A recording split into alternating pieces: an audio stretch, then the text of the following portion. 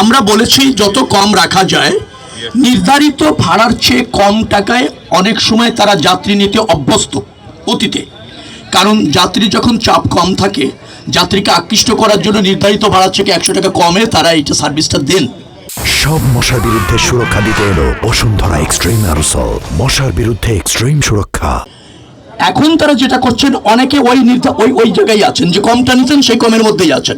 ধরেন নির্ধারিত ভাড়া 700 টাকা, তারা 600 টাকায় প্যাসেঞ্জার নিতেন, এখন 600 টাকায় নিচ্ছেন। অনেকে 700 টাকা নির্ধারণ ভাড়া হয়তো 700 নিচ্ছেন, কেউ আবার 20 টাকা কম নিয়ে 680 দিচ্ছেন।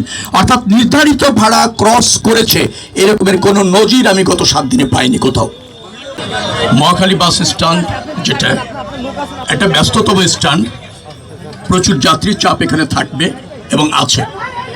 তো সেখানে এসেছিলাম, ঈদ যাত্রায় যাত্রীরা নির্ধারিত ভাড়ায় টিকিট পাচ্ছে কিনা এবং বাস স্টপেজে যাত্রীদের যে সেবাটা নিশ্চিত করা দরকার, যে শৃঙ্খলা থাকা দরকার, সেটা আছে কিনা।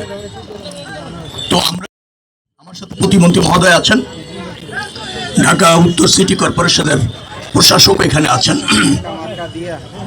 তো আমরা যেটা দেখতে পেরেছি সেটি হচ্ছে যে নির্ধারিত ভাড়ার চেয়ে কোনো জায়গায় কম ভাড়াও তারা যাত্রী বহন করছে।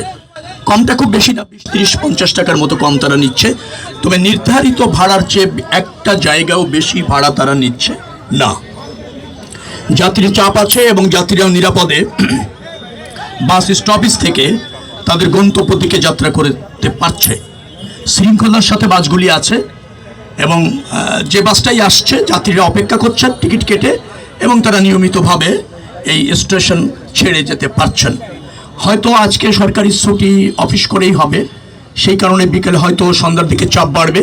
সেই বাড়তি চাপ কীভাবে মোকাবেলা করা যায়, যাত্রীদের ওই বাড়তি যখন চাহিদা থাকবে টিকিটের এবং বাসের, সেটাও কিভাবে তারা ফুলফিল করবে, সেই ধরনের প্রস্তুতি আমরা দেখলাম যে তারা নিয়েছে। যথেষ্ট সংখ্যক বাস এখানে স্টপেজে রাখা গিয়েছে, যত্রতত্র পার্কিং নাই, শৃঙ্খলাও আছে।